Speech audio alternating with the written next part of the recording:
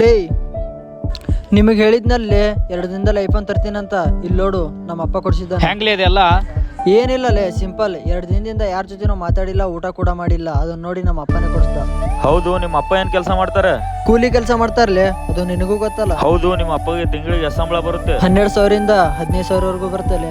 ನಿಮ್ಮ ಅಪ್ಪ ಫೋನ್ ಕೊಡಿಸ್ಬೇಕಾದ್ರೆ ಖುಷಿಯಿಂದ ಕೊಡಿಸಿದ್ರ ಇಲ್ಲ ಬಲವಂತ ಕೊಡಿಸಿದ್ರ? ಬಲವಂತದಿಂದ ಕೊಡಿಸಿದ್ರು. ನಿನಗ್ ಸ್ವಲ್ಪ ನಾಚಿಕೆ ಇಲ್ವಾ? ನೀನ್ ಐಫೋನ್ ತಗೊಳ್ಳೋಗೋಸ್ಕರ ನಿಮ್ಮ ಮನೆಯವ್ರಿಗೆ ನೋವು ಕೊಡ್ತೀಯಾ? ಲೇ, ಇದ್ರಲ್ಲಿ ನಾಚ್ಕೊಳ್ಳೋ ವಿಷಯ ಏನೈತಿಲೆ?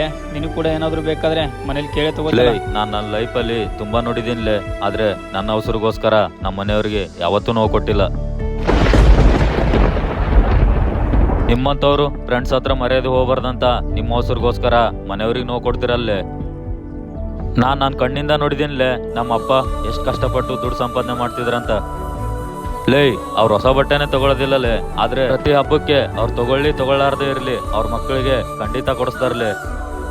ಇವಾಗಾದ್ರೂ ಯೋಚನೆ ಮಾಡಿ ನಿಮ್ಮ ಮನೆ ಪರಿಸ್ಥಿತಿ ಅರ್ಥ ಮಾಡ್ಕೊಲೇ. ಸರಿಲೇ ಮಚ್ಚ.